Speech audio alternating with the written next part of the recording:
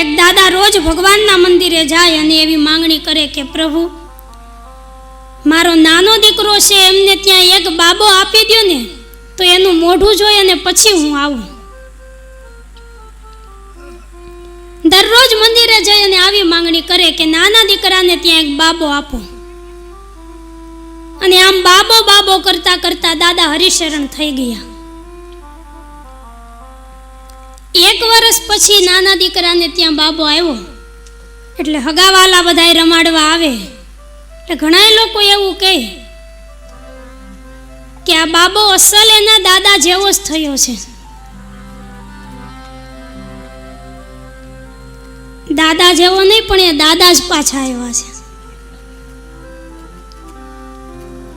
કારણ કે અંત સમયે જીવ રહી ગયો તો બાબલામાં, એટલે બાબો થઈને આવવું પડ્યું. માણસની અંતિમ ઈચ્છા એનું પુનર્જન્મનું કારણ બની જતી હોય, એટલે અંત સમયને સાચવવાની ખૂબ જરૂર છે. અંત સમયે તો પરમાત્માને એટલી વિનંતી કરો કે પ્રભુ, અમારે તારી પાસે બીજું કાંઈ નથી જોતું, પણ એટલી અરજી છે કે અમને તું તારા ધામમાં લઈ જાજે. તું તો કૃપાનો સાગર છે, કૃપાનો દરિયો છે, પણ હું એટલું માંગુ છું કે દરિયામાંથી તારી કૃપાનું એક ટીપું તું મારી ઉપર પાડજે.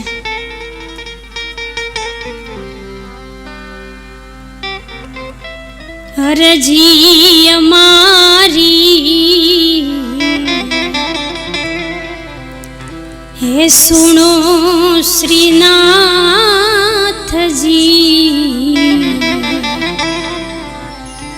લઈ જાજે તારા ધામમાં.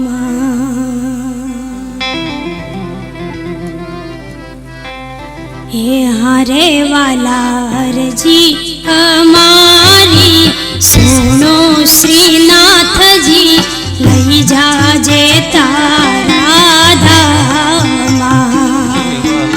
અરજી અમારી સુનો શ્રીનાથજી, લઈ જાજે તારા ધામમાં.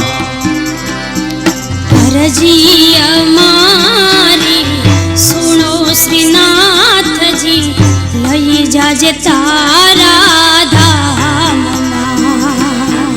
અરજી અમારી સુનો શ્રીનાથજી, લઈ જાજે તારા ધામમાં. હરે વાલા લઈ જાજે તારા ધામમાં. વાલા લઈ જાજે તારા ધામમાં.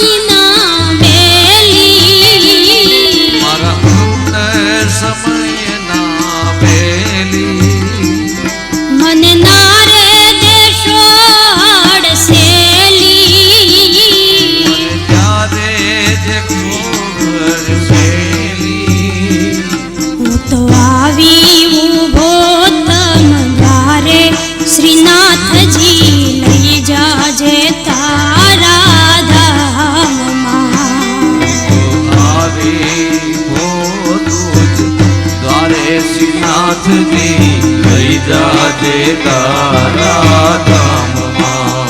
અરે હું તો આવી ઊભો તન દ્વારે શ્રીનાથજી લઈ જાજે તારા ધામમાં. અરે આવી ઊભો છું દ્વારે શ્રીનાથજી લઈ જાજે તારા ધામમાં. અરે વાલા રજી અમારી સુનો શ્રીનાથજી લઈ જાજો તમારા ધામમાં. અરે ભલા અરજી અમારી સુનો શ્રીનાથજી લઈ જાજે તારા ધામમાં.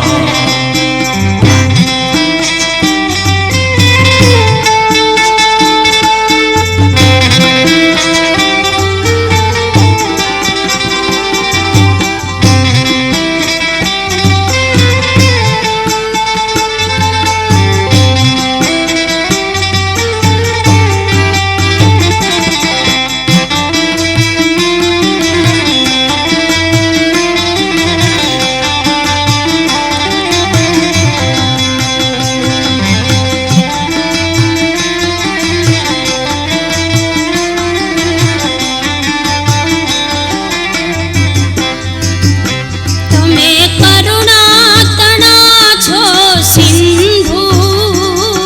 તમે કરુણાતણા છો સિંધુ.